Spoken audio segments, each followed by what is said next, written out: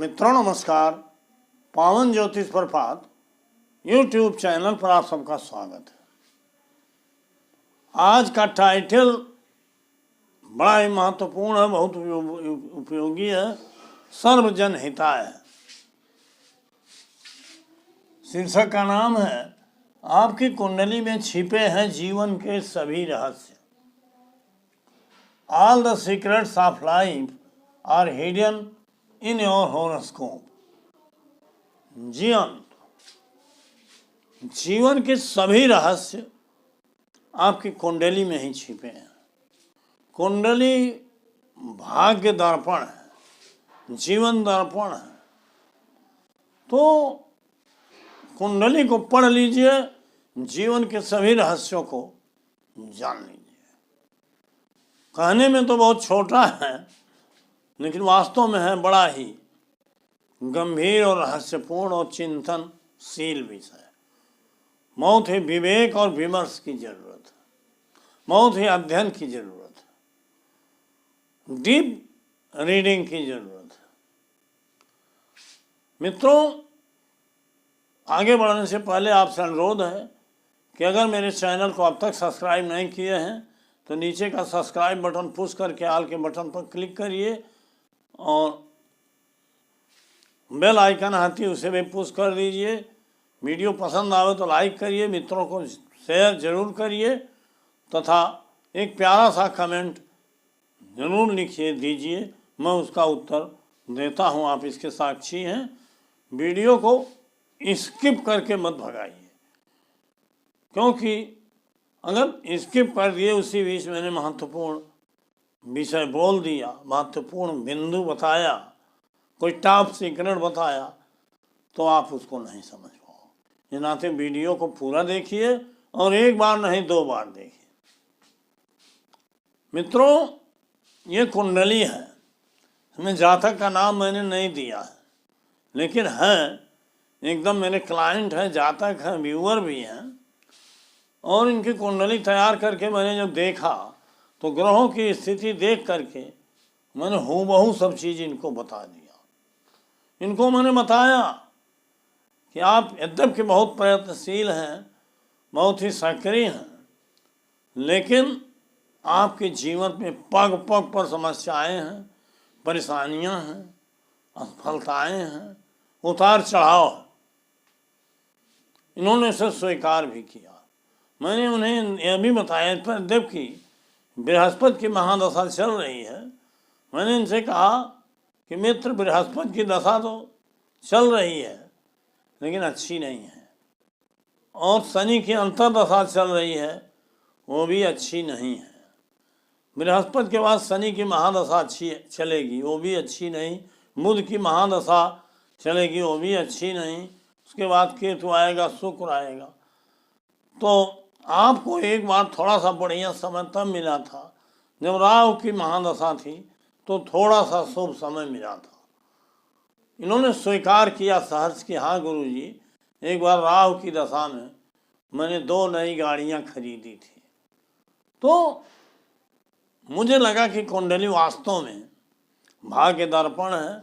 अगर उसको के रहस्यों को गहनतापूर्वक जांच करिए, पता करिए, तो धीरे धीरे आपका अभ्यास हो जाएगा। कुंडली देखते ही आप पता पा जाओगे। ऐसा प्रयास करके आप भी अपनी कुंडली देख सकते हो। मैं भी जो आज ज्योतिष का वीडियो दे रहा हूँ, लगभग 500 वीडियो दिया हूँ और गहन जानकारी है, सबको अच्छी चीज़ें बताता हूँ।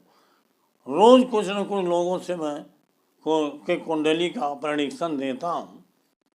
तो मेरा ये 40-42 साल का जो अनुभव है, ये शुरू हुआ था अपनी कुंडली देखने में, तो उसको कई बार हमने चर्चा किया है। आइए यहाँ हम देखते हैं इस जातक को क्या रहस्य है इसके जीवन में, और इसी आधार पर अपने भी कुंडली देख करके अपने जीवन के रहस्यों को आप बताएं।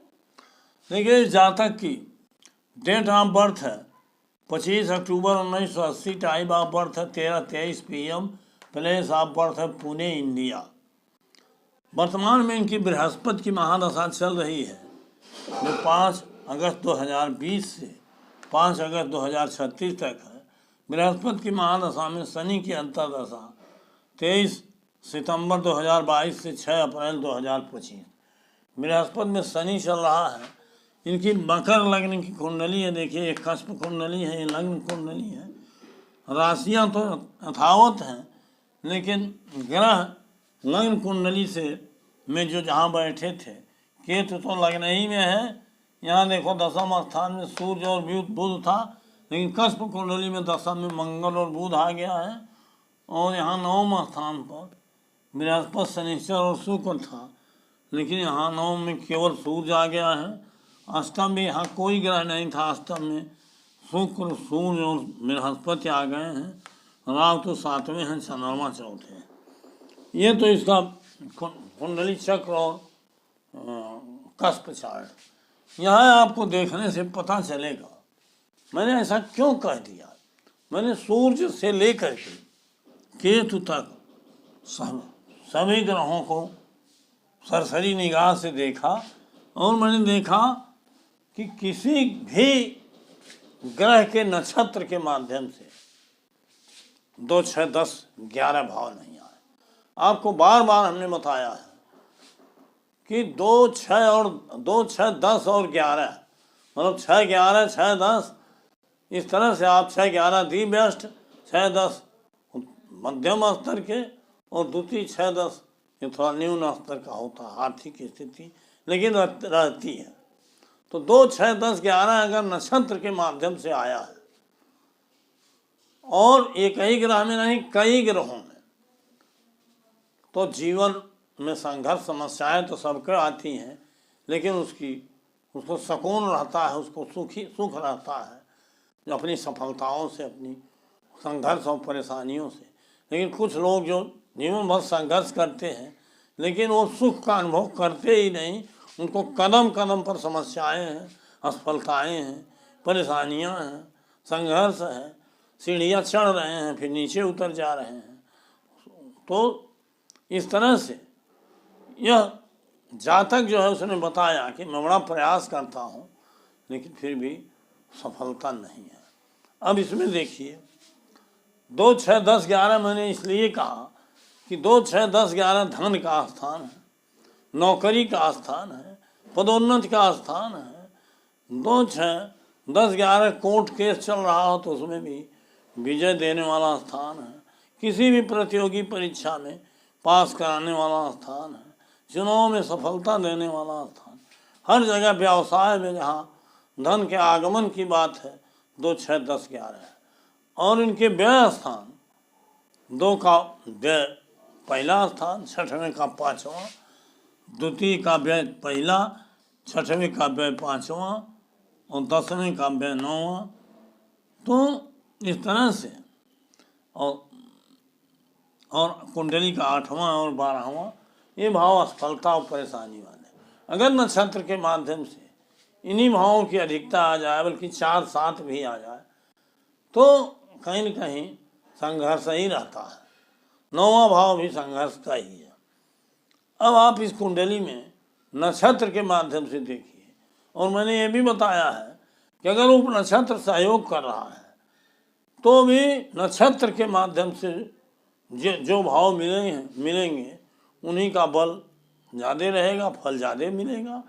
स्वयं के माध्यम से और उप नक्षत्र के माध्यम से भी मिला हुआ फल उतना पर्याप्त नहीं होता। आइए हम एक एक ग्रह को डील करते हैं। सूर्य देखिए स्वयं में 9, 8 बता रहा है। इसका नक्षत्र से राहु, जिसमें 7, 7 है, इसका उप नक्षत्र से राहु ही 7, 7 है, और इसका नक्षत्र से बुध 10, 6, 9। यहाँ देखो 9, 8, 7, 7 स्वयं और नक्षत्र के माध्यम से सूर्य में है। इसके उप नक्षत्र राहु में 10, 6, 9 तो है, लेकिन 10, 6 भी कुछ काम नहीं कर पाया जब नक्षत्र के माध्यम से भाव नहीं है। चंद्रमा में देखो 4, 7 है, और नक्षत्र सूर्य है 9, 8 है। इसका भी उप नक्षत्र 7 राहु है, जिसमें 7, 7, 10, 9, 6 है। उप नक्षत्र में अंतर की 10, 6 है, लेकिन स्वयं और नक्षत्र के माध्यम से कोई भी धन दायक भाव नहीं है। इन नाते चंद्रमा में भी अच्छे भाव नहीं है। यहाँ मंगल देखो 10, 4, 11 स्वयं के द्वारा है, लेकिन इसका नक्षत्रेश शनि 8, 12 बता रहा। तो नक्षत्रेश में 8, 12 आ गया, मंगल में भले 10, 4, 11 आया, लेकिन 10, 4, 11 होते हुए उप नक्षत्र में 8, 3, 12, 9, 3, 8 आ गया। उप नक्षत्र में कोई धनदायक भाव नहीं है, तो मंगल में स्वयं 10, 4, 11 होते हुए भी यद्यपि नक्षत्र में नहीं है, न्यूनता ही है धन की, और जब धन की न्यूनता रहेगी तो आपके सारे भौतिक प्रयास असफल होंगे। बुध में देखिए ये 10, 6, 9 है, 10वां और 6वां भाव, और इसके नक्षत्रेश बृहस्पति भी 8, 3, 12 है, निगेटिव भाव। इसके उप नक्षत्र केतु में 1, 1, 2 है, चंद्रमा के माध्यम 4, 7 है, इसमें 2 है, और स्वयं बुध के द्वारा 10, 6 है, तब 2, 6, 10 है उप नक्षत्र, लेकिन नक्षत्रेश में कम है, नहीं है। इस नाते बुध में थोड़ा सा बल है, लेकिन उसके नक्षत्रेश में नहीं है, तो बुध अपने दशा में तो कुछ नहीं दे पाएगा, और दूसरे की अंतर दशा जिसमें 10, 6, 9 होगा उसमें देगा। तो कैसे देगा जब किसी ग्रह में नक्षत्र के माध्यम से 2, 6, 10, 11 नहीं है, तो अंतरदशा स्वामी भी सब निर्मल हैं, प्रत्यंतर भी निर्मल रहेगा। इस नाते अगर एक ग्रह में अच्छे भाव भी नक्षत्र के ही माध्यम से हों, केवल उसकी अंतरदशा सफलता दे सकती है, और बकिया अन्य अंतरदशाएँ या प्रत्यंतर दशाएँ धन नहीं देंगी, तब भी वो आदमी संघर्षरत ही रहेगा, परेशान रहेगा, समस्याग्रस्त रहेगा। ये रहस्य है। अब आप देख लो, बृहस्पति स्वयं 8, 3, 12 बता रहा है, उसका नक्षत्रेश सूर्य 9, 8 बता रहा है। उप नक्षत्रेश बुध में 10, 6, 9 है, 9, 8, 3, 12 है, लेकिन 10, 6, 9 उप नक्षत्रेश भी इनको बल नहीं दे पा रहा है, क्योंकि बृहस्पति में और उसके नक्षत्रेश सूर्य में 2, 6, 10, 11 होता, तब उप नक्षत्र में कोई भाव आया होता तो प्रामिश माना जाता। शुक्र में 8, 5, 10 है, 10वां भाव है, लेकिन उसके नक्षत्र सूर्य में 9, 8 है, निर्बल है, और राहु 7, 7, 10, 9, 6, तो शुक्र में थोड़ा सा बल है, लेकिन बहुत अच्छा नहीं है, क्योंकि शुक्र का नक्षत्र सूर्य में अच्छे भाव नहीं है। शनि में 8, 1, 12, उसका नक्षत्र चंद्रमा जिसमें 4, 7 है, इसमें उप नक्षत्र में कोई बल नहीं है। राहु में 7, 7 बुध के नक्षत्र में 10, 6, 9 है, चंद्रमा 4, 7 है, 9, 8 है, केतु में 1, 1, 2 है, 4, 7, अर्थात नक्षत्र के माध्यम से केवल राहु दिखाई दिया जिसमें 10, 6 है।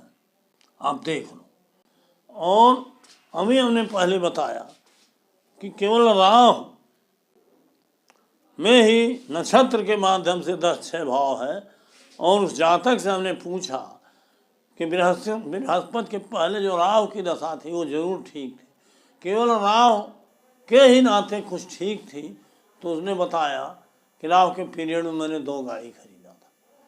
तो इस तरह से केवल एक ही ग्रह में नक्षत्र के माध्यम से 2, 6, 10, 11 में से 6, 10 आ गया, तो उतना काम भर के काम हो गया और कुछ उन्नति उसकी हुई, लेकिन उसके बाद किसी अंतर्दशा किसी प्रत्यंतर में उसको सफलता नहीं मिल रही है।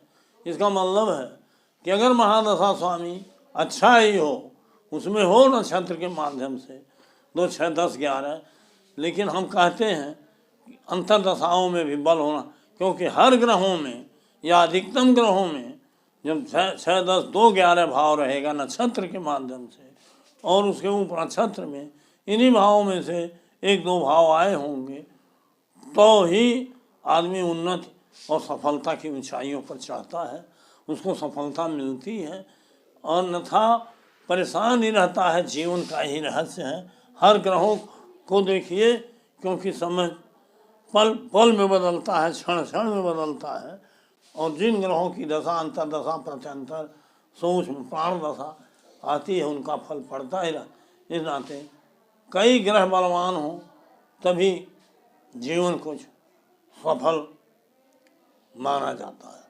तो ये जीवन का रहस्य है कि अगर नक्षत्र के माध्यम से कोई ग्रह बलवान नहीं है, सबल फल नहीं है, आज के भौतिक युग में भौतिक सफलतादायक 6, 10, 2, 11 भाव नहीं है तो आप कितने भी बन लीजिए, आपको जो उम्मीद है, जो दुनिया आगे बढ़ रही है उन्नति और प्रगति के नाम पर, वो मिलना असंभव है। यही रहस्य है, इसको देखना और जानना आप भी सीख लीजिए। तो इन्होंने उपाय पूछा, हमने इष्ट देव भी बताया और इनको रत्न ढूंढने लगा।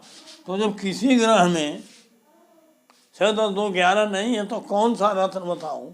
अंत में मैंने बड़ी निगाह दौड़ाया तो राहु, जिसे हमने 10, 6 भाव देखा था, राहु के विस्तार को देखा, ग्रह स्पष्ट को देखा तो राहु कर्क में 22 डिग्री 36 कला 36 विकला पर है, जो चंद्रमा की राशि में, बुध के नक्षत्र में, चंद्रमा के उप नक्षत्र और बृहस्पति के उप नक्षत्र, अर्थात रिलेशन में बृहस्पति से राहु है, क्योंकि बृहस्पति राहु का उप नक्षत्र स्वामी है। तो महादशानाथ बृहस्पति से राहु का रिलेशन था और इतनी सूर्य से केतु तक केवल राहु में ही कुछ भौतिकता दायक फल थे। तो हमने कहा आप गोमेध धारण करिए और उनको मैंने राय दिया है, धारण करेंगे तो उसका रिजल्ट बताएंगे। लेकिन मित्रों, इस तरीके से अगर आप अपनी कुंडली का अध्ययन करोगे विस्तृत रूप से तो निश्चित रूप से अपने जीवन में छिपे हुए रहस्यों का पता चल जाएगा और उसी अनुसार आप जैसे बताया हूँ, बताता हूँ, अगर आप उपाय करोगे तो निश्चित रूप से सफलता आपका कदम चूमेगी और आपको जीवन में सुख शांति का अनुभव होगा। वीडियो लंबा हो रहा है, इस नाते आज का टॉपिक है बंद करता हूँ। बहुत बहुत धन्यवाद, हार्दिक शुभकामनाएं।